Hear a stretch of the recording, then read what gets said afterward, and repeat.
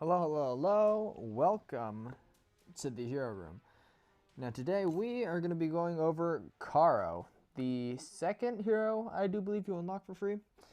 She is, well, I suppose she's an artillery kind of character, whereas Taggins was the all-around character. She forms a more long-range role, I do believe. Now, her first ability is Gyro Barrage. Spins in place while firing rockets, damaging all enemies dumb enough to get near her. Now, the cooldown on this is regular, and it is a solid basic area damage ability. Nothing super special about it, just good old AoE. Now, the first augment for this is called Thermobaric Load. Gyro Barrage's rockets set ground and enemies on fire. Now, that's a pretty nice upgrade because I do believe fire damage ignores armor. So this will scale decently into the late game as enemies get more armor and get tougher. It also shreds smaller enemies rather easily. So, a solid augment. Now, the second augment for this ability is called Delayed Bomblets. Kara releases additional bombs as she spins. So, more damage on ability. That's an acceptable augment. I'll take it. Now, the second ability she has is called Jury-Rigged Missiles. Powerful long-range handmade missiles from Kara with love. Now, the cooldown on this is regular, and it basically increases her range and increases her attack speed. I'm not sure about the damage. I do believe it increases that as well. And, yeah, a pretty basic steroid. And the upgrades, the augmentations at least, make this ability a little more manageable, a little better. Now, the first augment is called Bunker Buster. Structures receive additional damage from jury-rigged missiles. Now, with the increased attack range that you get from this ability, this becomes very good at destroying encampments without actually having to get in range of the attacking structures. And you can shred those structures with this augment. So, I'd say it's solid. It adds a little more speciality to the ability. And the second augmentation, ARH missiles. Jury-rigged missiles attack over barriers. Now this makes the ability much more special.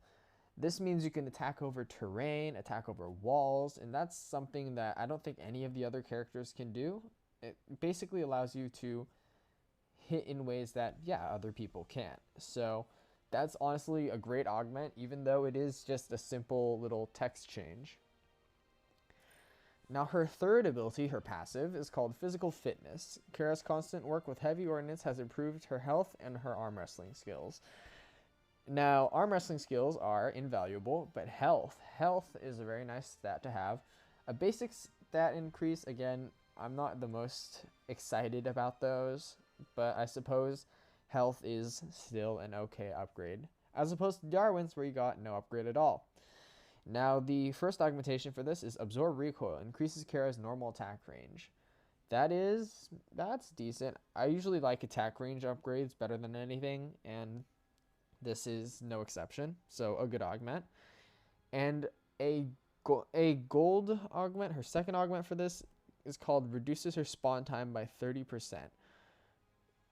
Yeah, I mean, another reduced spawn time ability, not too excited about those, but this one gives an actual number. It says 30%.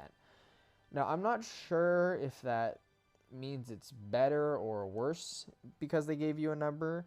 I do assume the respawn time, the 30% number, is higher than other characters. That's why they gave you an actual number.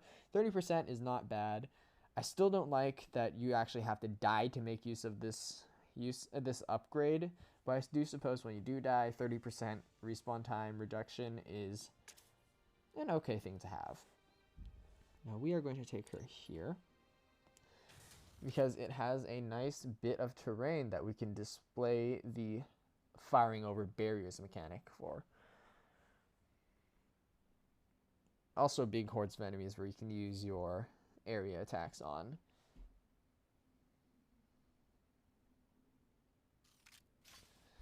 All right. Let's move her behind this.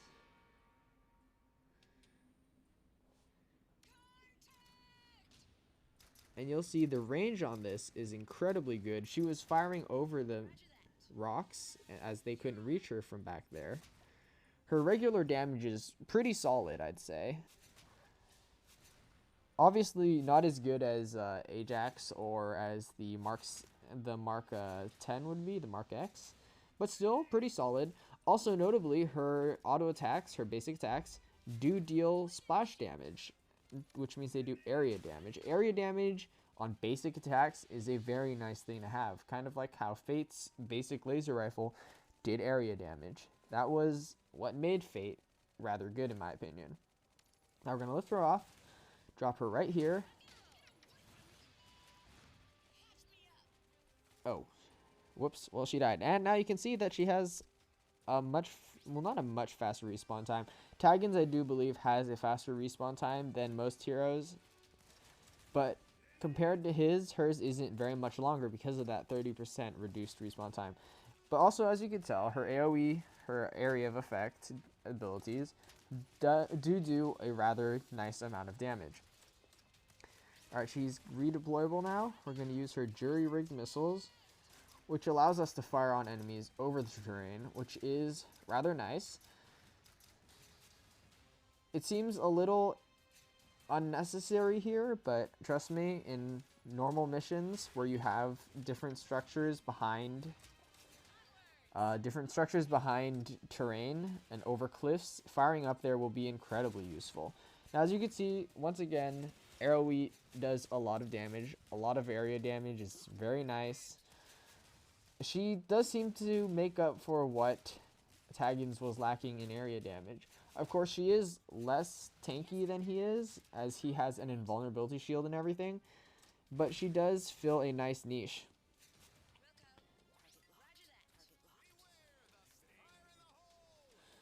And yeah, solid range, solid damage. Overall, a pretty solid hero. I would say 8 out of 10 would recommend for leveling. Seeing as you don't have to pay money for her, I don't see why you wouldn't level her. But honestly, my opinion of this hero is that she's just pretty good. She does definitely seem to remove the need to buy heroes. I don't think there are, unless you're buying Dr. Graf, she fills in the niche that Fate does perfectly well. You don't need Fate if you have Kara. It's kind of just a fun, different way to play the game. So yeah, just a really solid basic hero. With that, have a wonderful day. Be sure to like and subscribe, and I will see you next time.